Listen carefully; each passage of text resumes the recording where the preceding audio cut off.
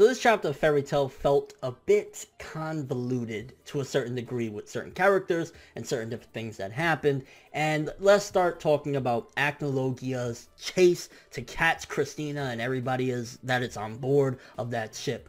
I'm thinking to myself, like, Acnologia is the strongest and should be the fastest dragon out of all of them, and this machine is putting in work to the point where Acnologia can't even catch up, and he's not even really blasting at them. You think maybe he could do some like fire breath or something there, you know, just blast energy beams or whatever, magic at them, and he's really not doing that. And that's one of the things of this chapter that kind of had me like, he should already at the very least be in front of them, you know. He should just blaze right through and jump in front of them, because again, Acnologia is the fastest and strongest and just the most incredible of any dragon we've seen. And we've seen dragons in the past when we had the whole Eclipse arc. They were fast as fuck. They were extremely fast. So the fact that Acnologia hasn't been able to catch up to Christina, I mean, it was cool as shit. And it's like, hey, this motherfucker's a beast. When he just ate their blast, I'm like, okay, cool shit, Acnologia. But then at the same time, I'm like, why the fuck can't he catch them? He should be the fastest and he should catch them easily. So that was something that was kind of a little bit bugging me in the chapter, to be honest with you. I mean, again, aside from that, it's like, it's just a chase.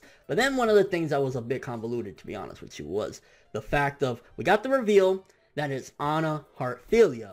And I'm like, okay, because I pretty much called it. I felt like, okay, it's Anna. And eventually, I can almost guarantee we're going to see Layla at some given point, because we hear whispers, this and that. Layla's going to show up at some given point, probably as Anna dies or something along the lines of that. We're going to see Layla Heartfilia. It's only a matter of time. I can almost guarantee. I can write a check right now. Hey, Layla is showing up in Fairy Tail. Cash that motherfucker, because it's going to happen, okay? If Anna showed up, we're going to see her. But Anna Heartfilia, you've been around this entire time, the entirety of Fairy Tail, you've been around. You could have stopped quite a few tragedies with the knowledge that you have and all the wisdom and everything. Like, you could have done some great things, but you've been hiding in the shadows because it hasn't been the right time, but I show up at the right time. I'm like, what the fuck are you talking about? Like, it just seems really convenient that Anna decided to show up only now when the time is right. And it's like, she could have showed up so much sooner. So many things could have been prevented. And at the end of the day, like, if you start piecing things together with Fairy Tail, while it is cool, and sometimes I like when Hiro ties things together, even though you could definitely tell there was never no foreshadowing to begin with of it, it starts to look like a clusterfuck if you really go down the road. It's like, all these people that met up coincidentally through the Fairy Tail journey have all known each other since they was like 5 years old, and then this girl, you know, this old lady Anna, has been around this entire time. Like, if you keep going down the rabbit hole, it really, really sounds ridiculously convoluted. And again, it's just convenient as shit that Anna's like, oh, it wasn't like, what the fuck you mean? What about when Tartarus was like torturing people and, like, you know, people, Ignil's death? Like, you don't think maybe that was the appropriate time to show up? It's like, yeah, you can tell that Hiro's just been weaving things together. From the moment he introduced the Anna Heartfilia character in one of those flashbacks, you could tell that that was the moment that he thought of Anna and her role and things. Because in this chapter, she talks that she was a mentor. She was a teacher to Wendy and them. Now, we've seen in the past that Natsu's mentor really was Ignil. And then, of course, Erza helped him to perfect how to learn to read and write and stuff like that. But where the fuck was Anna for Natsu? I mean, maybe it's because she failed, and Ignil was like, nah, this is my boy. I'm going to take him with me. Like, you could train the other little fuckers, but this is mine. I'm going to do the right thing with him. So maybe you could argue that's why she wasn't in any of his memories, but still, it's like, no, come on. Like, Ignil was Natsu's teacher, and again, Erza helped to perfect all his little reading and writing stuff like that. And honestly, it just feels as though her reasoning for not showing up until now is kind of BS. It really feels like BS. It's just like, why?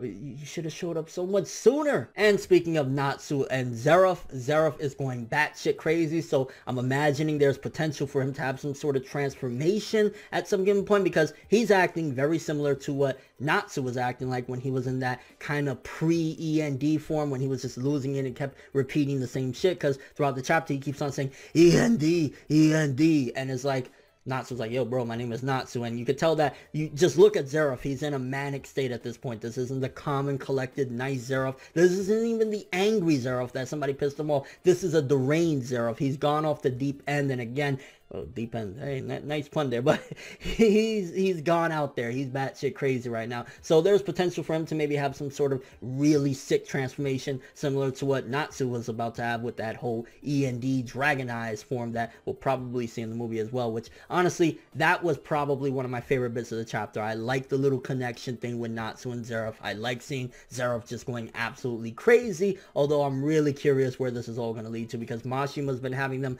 like on the back burner of things, which personally I think, if anything, the Natsu and Zeref confrontation, seemingly being the last of their confrontations for that matter, because Fairy Tail's almost over anyway, should be the forefront. We should be having majority of every chapter as they have combat be like the centerfold of it. And then of course you have maybe the back things of like, oh, Acnologia can't catch up to Christina, and oh, Anna Harphilia is a dumb bitch. Like, you could have that shit on the side, but Natsu and Zeref should definitely be in the forefront of it all. And then even the explanation, going back to the whole Anna Harphilia thing, the explanation of what happened and how they got separated in the eclipse and how that accident made this thing, is like, Hero's trying to be very vague to do all the revelations later on down the road, because seemingly what their plan is, which I hate things like this, because Acnologia, he's an incredible force. Yes, he's been hyped up and he's been showcased that who the fuck can really take him out because he's too damn strong. Yes. And her plan is to suck him up into a time vortex, and I believe the next chapter is supposed to be called Neo Eclipse, and that's what they're gonna do. I really hope that that's not the case and that's not how Acnologia goes down. Like, I want, if anything, even though it's kind of shonen cliche, I would much prefer maybe a Natsu and Zeref. Zeref, after he gets his ass kicked by Natsu, decides to come around, whatever, be a good guy, blah blah blah, and then him and Natsu go up against Acnologia and really put in work. Like, if Acnologia gets sucked into the vortex of time that Anna is magically planning out of fucking thin air, that's gonna be stupid as shit. And it's like, that is such a cop-out. The whole idea itself, to be honest with you, is such a Deus Ex Machina in general that Hiro Mashima came up with. Is like, why can't they just have a really good fight against this motherfucker? Again, he's been showcased to be strong, but what the fuck you think the time skip was for? Why did Natsu experience the death of his father Igneel at the hands of Acnologia and then go train for? It was for this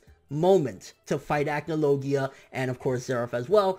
Get, you know, Natsu, get Gildars, get everybody, just jump this motherfucker or something, you know what I'm saying? Like, putting him in a vortex, that's a corny idea. I really hope that it doesn't work out. And honestly, I wouldn't even care if Acnologia killed Anna at this point. I really don't. We're going to see Layla at some given point anyway, and we still got Big Titty Lucy. We're fine. We're good. We're golden. And Hiro is really building up and continuing on, pushing forth that if Natsu dies, Zeref dies, or Zeref dies, Natsu dies, whatever. And you see in the chapter Lucy with the book kind of crying there. I guess that was an okay moment, to be honest with you. I'm not going to hate on moments that were alright. Like, yeah, I would be heartbroken too if I looked at and I'm like, yo, this person that I really care about, if something happens to this book, or, you know, just certain circumstances, they're going to die that is beyond our control. And it's like, so I totally felt that moment. I'm not going to lie. I'm like, okay, yeah, I get it. I mean, maybe Mashima's pushing it a little too much, but it was an okay moment. And honestly, the chapter as a whole is like, the Anna Harphilia stuff felt convoluted. Acnologia not being able to catch up with Christina, I'm like, he caught a blast. That was kind of cool, and he ate it. He was like, fuck this shit. But he should have already caught up to them, or at the very least jumped in front of them, and then maybe they did some maneuvering to get around the motherfucker or something like that. So yeah, those parts were the Natsu and Zeref stuff was pretty good, and some of the other little bits around it. But Anna Harphilia's plan to shove Acnologia into a fucking time vortex thing, it's like, no, that better not happen. That's just gonna be horrible. Kind of curious what you guys think. First of all, what do you think about it being Anna Harphilia? How do you feel about her knowing of them and coming through the time eclipse and getting separated from them? Do you think that it just feels like too much BS? Also, what do you think about her plan to throw Acnologia into this time portal? You think that it's ridiculous? How would you feel if that actually goes down? We don't get one big final battle where Natsu really gives it to Acnologia after losing an arm and getting fucked up and everybody jumping Acnologia. It's just throwing him into a time vortex. Do you think that would work, or it'd just be complete BS? Also, what do you think about Zeref in this chapter going batshit crazy? You think maybe we'll get some sort of sick demon transformation for him? I mean, again, he keeps on murmuring the same shit over and over. E&D, so he's losing his sanity. He's on the verge of something. Kind of curious where that's going to go. And I mean, if we were to take out Acnologia, hypothetically speaking, from the way Anna's building it up of throwing him in a time portal, which again, it would be shit and I'd be disappointed. But if they were to introduce the dude that is responsible for the curse on Zeref to begin with as the true final villain, would you be okay with that? As long as he's done nicely and the fights and everything from there on out is done, which is fairy tale, but if all of that was done very nicely at the cost of Acnologia getting shitted on, how would you feel about that? I still would feel salty as fuck because I think Acnologia is such a cool character, such a strong character, and to go out like that is like how you would feel if a dude was fucking shitted on by all of a sudden he has all this strength and then something pops out of his body and he turns into a woman. Ooh, I see the Naruto fandom getting pissed. And your overall thoughts of this chapter? It was kind of like, I'm not gonna give it a rating. I felt as though it was kind of all over the place. There was some good bits, but Anna Heartfilia's explanation and shit is just like, no. But that's all I have for this one. Thanks for watching. Hope you enjoyed. If you liked anything I had to say or enjoyed the video, drop me a like. I'd greatly appreciate it. And if you want more from me, make sure to subscribe, follow me on Twitter, Instagram, and stalk my Facebook to get more when the video ends. I'm FunEverWorld, and as always, people, have an awesome day.